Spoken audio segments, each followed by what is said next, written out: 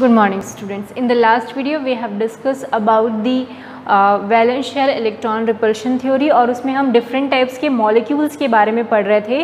पहले हमने वो मॉलिक्यूल्स दिखे जिसमें कोई भी लोन पेयर नहीं था, फिर हम उस मॉलिक्यूल्स की बात कर रहे थे जिसमें लोन पेयर प्रेजेंट था, लोन पेयर और बॉन्ड पेयर दोनों ही। तो हमने 4 टाइप के मॉलिक्यूल्स इसमें पढ़ लिए थे जिसमें लोन पेयर और बॉन्ड पेयर दोनों ही हैं। अब हम अगले 3 टाइप के और मॉलिक्यूल्स पढ़ेंगे। तो इसमें से 5th नंबर है AB3L2, मतलब 3 बॉन्ड पेयर और 2 लोन पेयर, 3 बॉन्ड पेयर और 2 लोन पेयर। तो उसकी ज्योमेट्री में से कैसे ड्रॉ करूँगी, 3 बॉन्ड पेयर और 2 लोन पेयर। सो ज्योमेट्री देखो, इसमें ये AB5 टाइप का ही है। ये AB5 टाइप की ज्योमेट्री क्या होती है, ट्रायगोनल बाइपिरामिडल। पर इसके शेप क्या होगा, शेप में आप क्या करेंगे, ये चीज़ें कंसिडर नहीं करेंगे, है ना, ये वाली चीज़ कंसिडर नहीं करेंगे। तो देखो ये और ये ही कंसिडर करना है। तो क्या हो गया इसका शेप, टी शेप हो गया। तो इसका एग्जाम्पल है ClF3।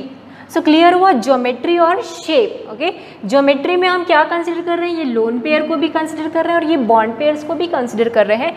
तो इसका जो geometry it is trigonal bipyramidal, but जब हम शेप की बात करेंगे इसको कंसिडर नहीं करेंगे, तो इसका शेप क्या हो जाएगा, टी शेप।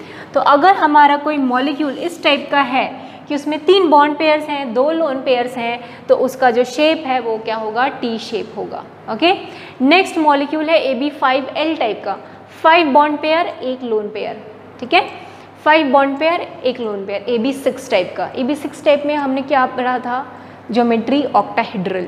तो यहाँ पर भी जो ज्योमेट्री होगी ऑक्टाहेड्रल होगी, 5 बॉन्ड पेयर्स और 1 लोन पेयर्स। ठीक है, पर इसका जो शेप होगा उसमें हम ये कंसिडर नहीं करेंगे। तो इसका शेप होता है स्क्वायर पिरामिड और इसका एग्जाम्पल है BRF5। अब नेक्स्ट है AB4L2, मतलब 4 बॉन्ड पेयर 2 लोन पेयर। तो 2 लोन पेयर को मैंने यहाँ ड्रॉ किया, 4 बॉन्ड पेयर को इस तरीके से। तो इसका भी दोनों की ज्योमेट्री ऑक्टाहेड्रल ही रहेगी, क्योंकि टोटल इलेक्ट्रॉन पेयर्स कितने हैं, 6, टोटल 6 इलेक्ट्रॉन पेयर हैं, तो ज्योमेट्री ऑक्टाहेड्रल ही रहेगी। बट इसका अगर हम शेप देखेंगे इसका, तो इन दोनों को कंसिडर मत करो। तो देखो ना इसका शेप कैसे हो गया, प्लेनर हो गया ना, स्क्वायर प्लेनर, स्क्वायर जैसा है और प्लेन है, कोई 3D में नहीं है, ये सिंपल स्क्वायर प्लेनर हो गया, प्लेन है ना। तो इसकी शेप क्या हो गई, स्क्वायर प्लेनर। एग्जाम्पल क्या है, XCF4। सो क्लियर हो रहा है किस तरीके से हम ज्योमेट्री और शेप में डिफरेंस क्रिएट कर रहे हैं, है ना। AB4 ऐसा बुक में कहीं भी नहीं लिखा है, अगर आप पूरी बुक पढ़ेंगे ना तो कहीं भी ये नहीं लिखा है कि ज्योमेट्री और शेप क्या है, एक ही चीज़ है बोलेगा, ज्योमेट्री भी वही है, शेप भी वही है। पर ऐसा नहीं है, ज्योमेट्री ऑक्टाहेड्रल है जबकि शेप दोनों का अलग अलग है। क्यों, रीज़न ही यही है कि जब हम ज्योमेट्री करते हैं तो हम सारे चीज़ें लेते हैं, LP BP दोनों लेते हैं, बट शेप लेते हैं तो सिर्फ बॉन्ड पेयर्स के बारे में बात करते हैं। ठीक, क्लियर हुआ। अभी शायद थोड़ा सा कन्फ्यूजन लग रहा होगा, पर 1-2 एग्जाम्पल करेंगे ना हम लोग क्वेश्चन तो और क्लियर हो जाएगा। ये AB3L2 क्या है समझ में नहीं आ रहा होगा अभी, 3 बॉन्ड पेयर 2 लोन पेयर, ये सब क्या चल रहा है ऐसा लग रहा होगा आपके माइंड में। पर 1-2 एग्जाम्पल कर लेते हैं, उसके बाद आपको एकदम क्लियर हो जाएगा कि हम क्या बोल रहे हैं ये सब चीज़ें। ठीक है, ये कौन सा टाइप, ऐसा मॉलिक्यूल कहाँ होता है ऐसा सोच रहे होंगे आप, AB3L2 टाइप का। तो उसका एग्जाम्पल भी साथ में लिखा हुआ है, ClF3। इसमें 3 बॉन्ड पेयर होते हैं और 2 लोन पेयर होते हैं, है ना। बॉन्ड पेयर कितने हैं अगर ये जानना है ना, तो कैसे जानेंगे, सेंट्रल एटम से जितने कॉर्नर एटम कनेक्टेड हैं वही बॉन्ड पेयर होंगे। इसमें 3 बॉन्ड पेयर होंगे। अब इसमें देखो BRF5 5 बॉन्ड पेयर्स हैं, XCF4 4 बॉन्ड पेयर्स हैं। तो बॉन्ड पेयर समझना तो बहुत ही ईजी है। बॉन्ड पेयर कैसे समझेंगे, यहाँ से सेंट्रल एटम से कितने एटम्स कनेक्टेड हैं वहाँ से हमको बॉन्ड पेयर निकल जाएगा। लोन पेयर निकालने के लिए एक फॉर्मूला है जिसका हम लोग यूज़ करेंगे और हमको लोन पेयर पता चल जाएगा। अगर हमको लोन पेयर पता है, बॉन्ड पेयर पता है, तो हम टाइप ऑफ मॉलिक्यूल पता कर लेंगे। टाइप ऑफ मॉलिक्यूल पता चल जाएगा तो हमको शेप भी पता चल जाएगा। ठीक है, शेप याद रखना ज़रूरी है। ठीक है, अगर ये इस टाइप का मॉलिक्यूल है तो शेप क्या है, इस टाइप का मॉलिक्यूल है तो शेप क्या है। मतलब अगर किसी मॉलिक्यूल में 3 बॉन्ड पेयर 2 लोन पेयर हैं तो उसका शेप क्या होगा, T shape.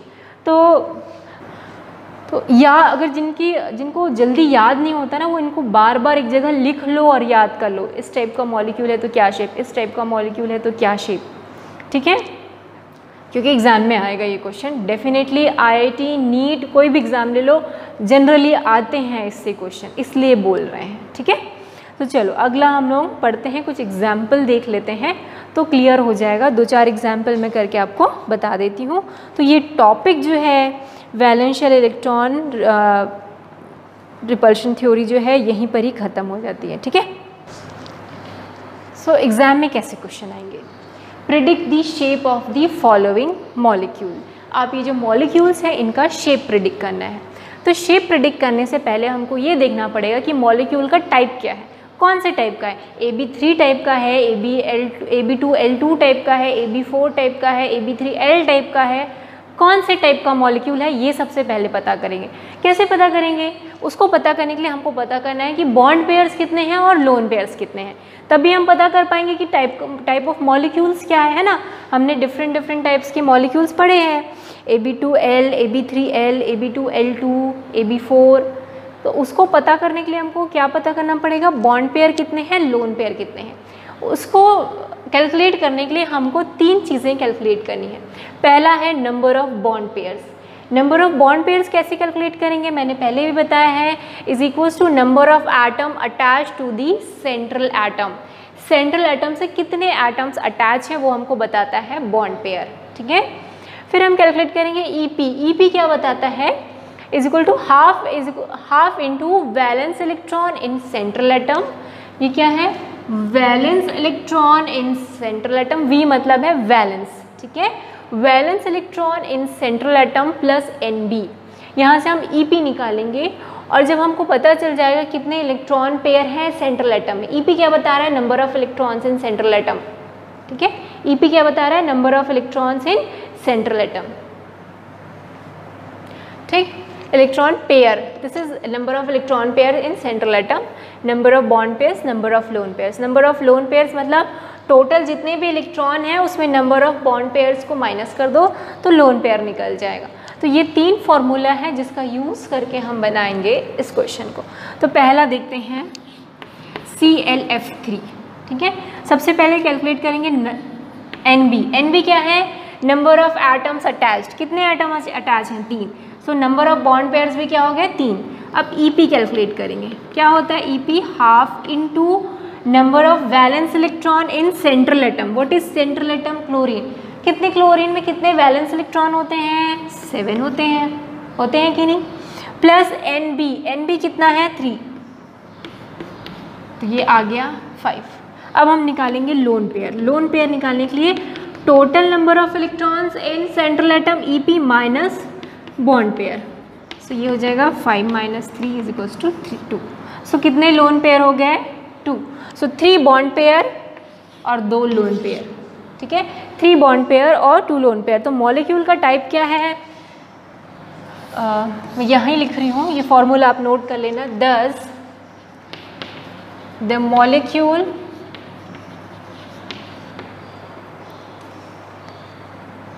ClF3 is of type, कौन से टाइप का हो गया? 3 बॉन्ड पेयर 2 लोन पेयर, तो AB3L2 हो गया ना। AB3L2 टाइप का molecule, AB3L2, 3 bond pair 2 lone pair, ठीक। तो ये AB3L2 टाइप का मॉलिक्यूल है। अगर AB3L2 टाइप का मॉलिक्यूल है तो उसका शेप क्या होगा? अपनी कॉपी में देखिए, इसका शेप क्या होगा? T shape. Therefore, shape of ClF3 is T shape, ठीक है, T शेप। तो इस तरीके से हमको बॉन्ड पेयर लोन पेयर निकाल के टाइप ऑफ मॉलिक्यूल निकालना है। टाइप ऑफ मॉलिक्यूल निकालेंगे तो हमको पता चल जाएगा कि उसका शेप क्या है। क्लियर हुआ ये क्वेश्चन? तो हमको पहले क्या निकालना है? Total number of electrons in central atom. कितने इलेक्ट्रॉन्स है? Total number of valence electrons in central atom, number of bonds pair, फिर नंबर ऑफ लोन पेयर, और फिर वहाँ से हम टाइप ऑफ मॉलिक्यूल निकालेंगे। टाइप ऑफ मॉलिक्यूल से हमको पता चल जाएगा कि उसका शेप क्या है। तो इसको नोट डाउन कर लो, फिर नेक्स्ट क्वेश्चन करते हैं।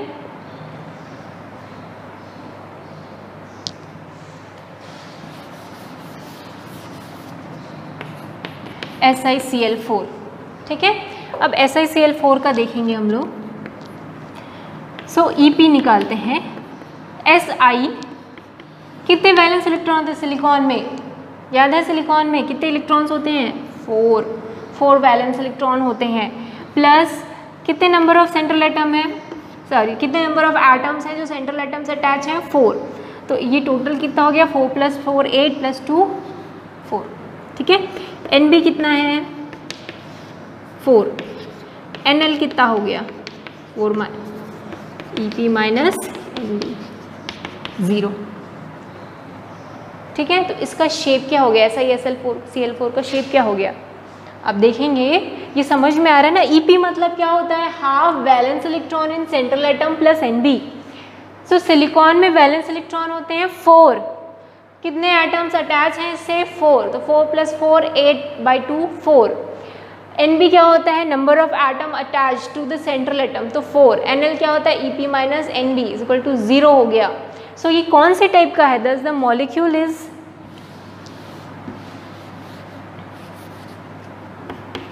ऑफ Ab4 टाइप का हो गया ना। Ab4 हुआ कि नहीं मॉलिक्यूल, ओके। तो अब इसका शेप क्या होगा, shape of molecule is trigonal bipyramidal.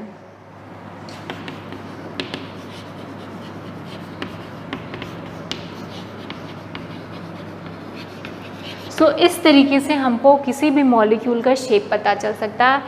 पहले हम टाइप ऑफ मॉलिक्यूल निकालेंगे, फिर उसका शेप पता कर लेंगे, है ना, क्योंकि हमने अभी पढ़ा कि अगर Ab4 टाइप का है तो शेप क्या होता है, trigonal bipyramidal. So this is the shape for SiCl4। तो इस तरीके के क्वेश्चन आते हैं, आपको शेप निकालना पड़ता है मॉलिक्यूल्स का। ज्योमेट्री नहीं आती, जल्दी ज्योमेट्री नहीं पूछते हैं, शेप से पूछा जाता है, ओके। सो क्लियर हुआ SiCl4 का।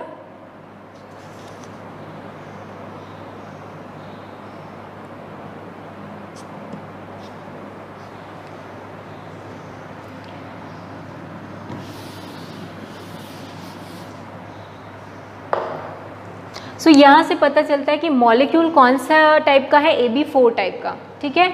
अगर मॉलिक्यूल Ab4 टाइप का है तो शेप क्या होता है, शेप क्या हो जाएगा, शेप ऑफ ए SiCl4 हो जाएगा टेट्राहेड्रल, ठीक है। Ab4 टाइप आप अपनी कॉपी में देखिए, टेट्राहेड्रल स्ट्रक्चर है कि नहीं, ऐसा Ab4 टाइप का अगर मॉलिक्यूल है तो उसका स्ट्रक्चर क्या है, टेट्राहेड्रल। सो इस तरीके से आप किसी भी मॉलिक्यूल का शेप बता सकते हैं, ठीक है। अगर Ab4 टाइप का है तो उसका शेप होगा टेट्राहेड्रल, ओके।